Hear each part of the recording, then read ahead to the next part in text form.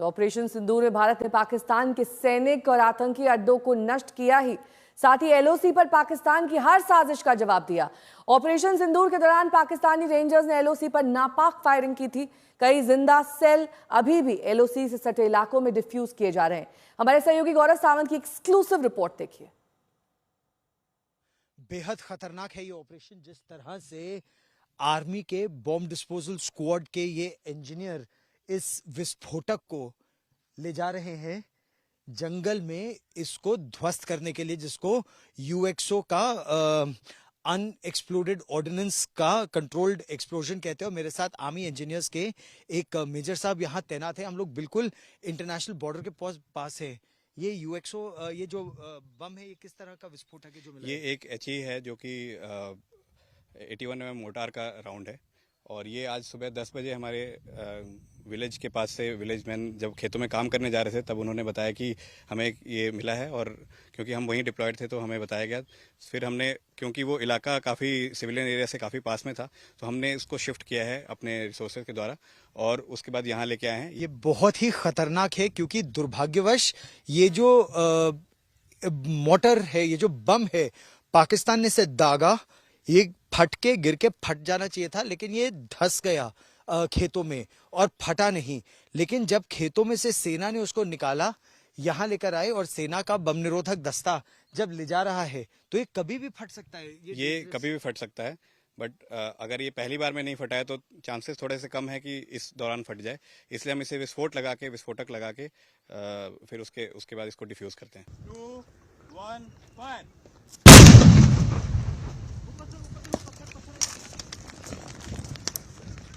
और यहाँ पर आप ऐसे देख सकते हैं कि बिल्कुल कंट्रोल्ड डेटोनेशन से उस यूएक्सओ या उस विस्फोटक को पूरी तरह से ध्वस्त कर दिया गया। और आप देख सकते हैं कितनी ऊपर तक उसके बाद पत्थर और मिट्टी उड़कर आती है। और इसीलिए ऐसी परिस्थिति में ये हेलमेट लगाना बेहद जरूरी हो जाता है।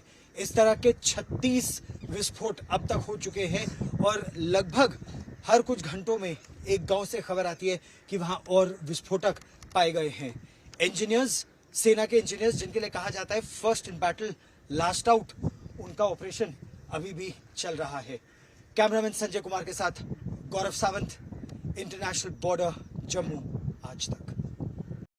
और वहीं पाकिस्तान की नापाक गोलीबारी के दौरान राजपूत रेजिमेंट ने जबरदस्त वीरता और शौर्य दिखाया है। पाकिस्तान के 4 पोस्ट को नष्ट कर दिया गया। उन जवानों के साथ देखिए गौरव सावंत की ये रिपोर्ट।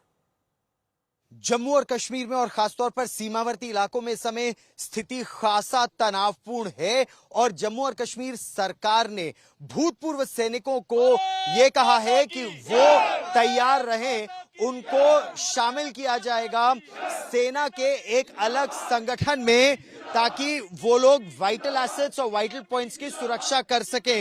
मेरे साथ रिक्रूटमेंट के लिए आए कई भूतपूर्व सैनिक इस समय मेरे साथ हैं।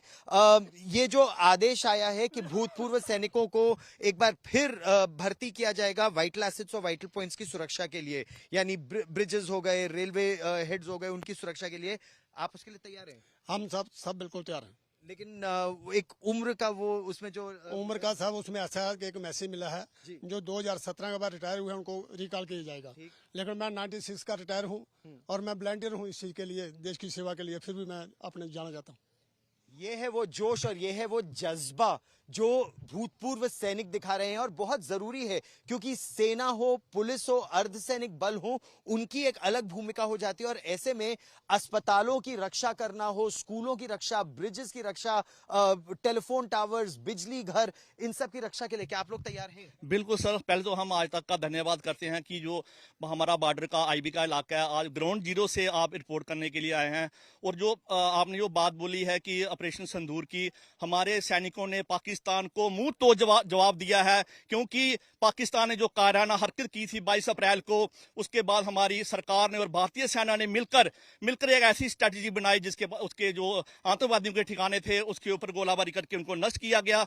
और बाद में पाकिस्तान ने जो कायराना हरकत की, हमारे सिविलियन को टारगेट किया, हमारी आर्मी पोस्ट को टारगेट किया, उसके बाद भारतीय सेना ने उनको मुंह तोड़ जवाब दिया और उनके जो भी ठिकाने थे उनको ध्वस्त किया। और ध्वस्त किया। यहां पर कहा जा रहा है कि एक तरह से सरहद के उस पार जो एक आतंकियों को भेजने का बड़ा ठिकाना था, उसको जलाकर राख कर दिया। एक तरह से लंका दहन हुआ।